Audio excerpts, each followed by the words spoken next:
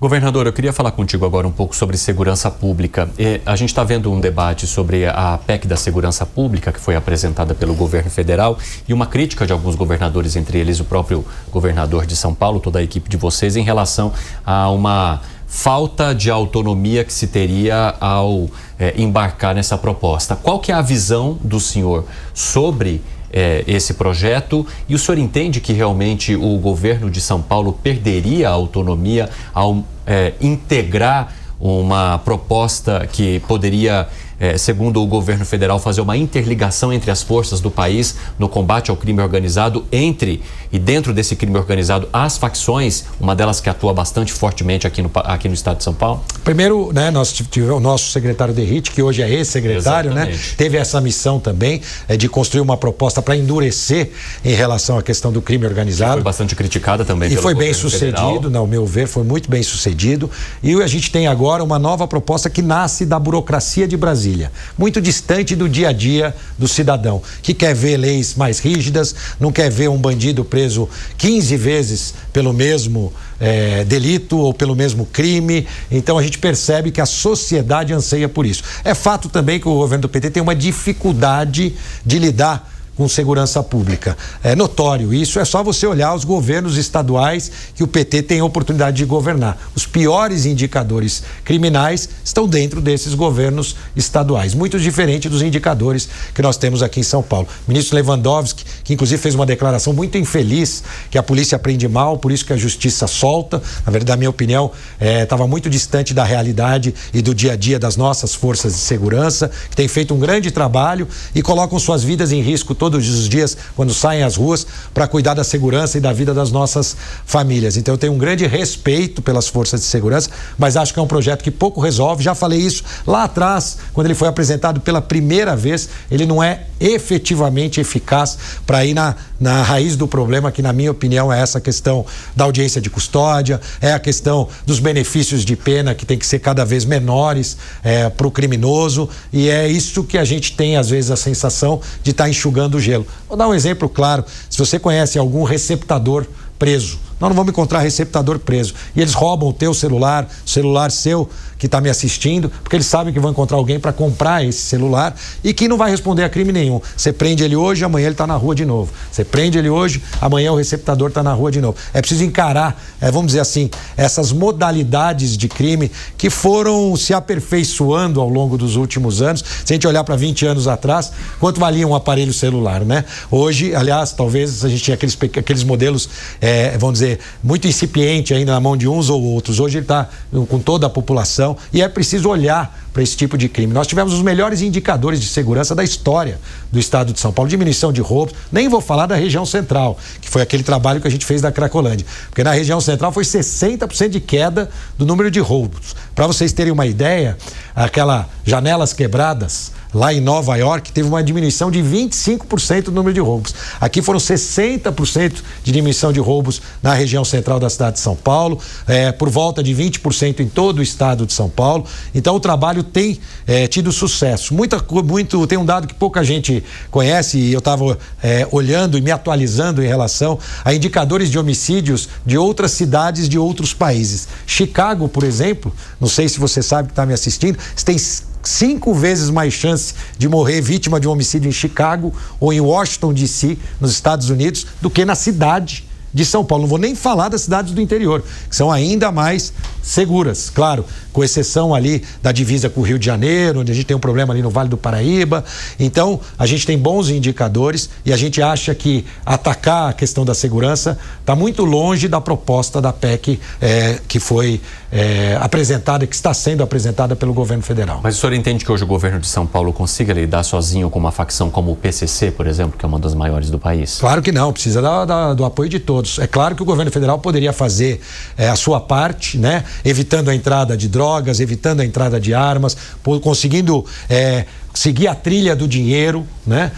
Mas esse não é o perfil, como eu digo, de um governo, no caso específico do PT, porque eles têm exemplos. Aliás, a gente viu aquela frase infeliz, né, do Lula, que diz que os traficantes são vítimas, né, dos usuários. Aquilo ele não falou porque se enganou.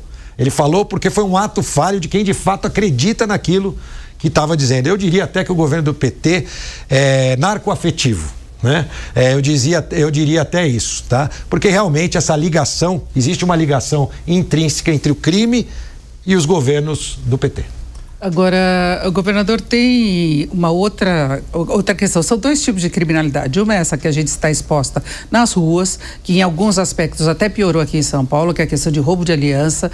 Tem muitos roubos. Tem outra coisa que a gente tem que colocar e deixar à parte, que eu acho que precisa um tratamento especial, que é o feminicídio, que esses indicadores pioraram no país todo de uma forma absurda. Agora, tem aquele crime no varejo, e o crime de facções mesmo.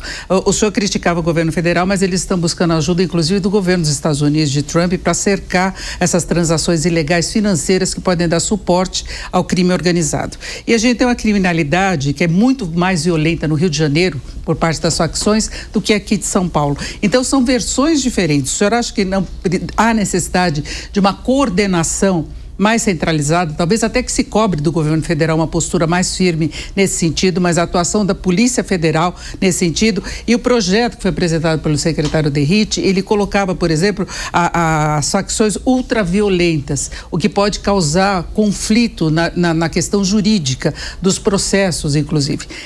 Ultraviolenta no Rio de Janeiro. Aqui em São Paulo a gente vê, por exemplo, o PCC trabalhando muito mais com infiltração na sociedade, infiltração no sistema financeiro, nas empresas.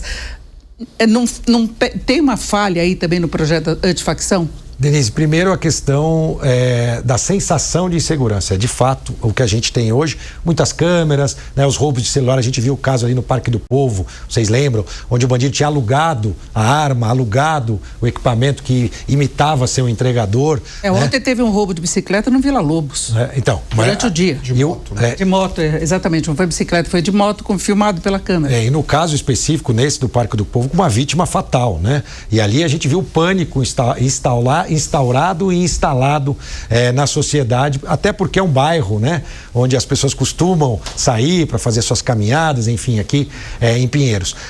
Então a gente tem a sensação de segurança e a gente tem os dados. Hoje no estado de São Paulo está descolado. A gente tem bons indicadores, aliás, vou repetir, os melhores da série histórica, na grande maioria dos indicadores. É claro que se você fizer um recorte específico, e você está certa, porque a gente tem que trabalhar em todos eles, não só em apenas um, mas a gente também tem que reconhecer o trabalho feito em relação ao homicídio, a roubos, dentro de todo o estado de São Paulo, em especial na cidade de São Paulo. E também concordo com você que a situação em relação ao crime organizado, não existe uma área em São Paulo que a polícia não entre, diferente do Rio de Janeiro, onde a gente tem as barricadas que impedem o acesso da polícia. Isso não acontece aqui, mas ao mesmo tempo, né, o crime organizado em São Paulo está se sofisticando, entrando dentro do mercado comum, com empresas, às vezes, de coleta de lixo, empresas de prestação de serviços na área de saúde, de transporte, e aí ele fica mais grave, porque ele fica mais disfarçado, às vezes até concorrendo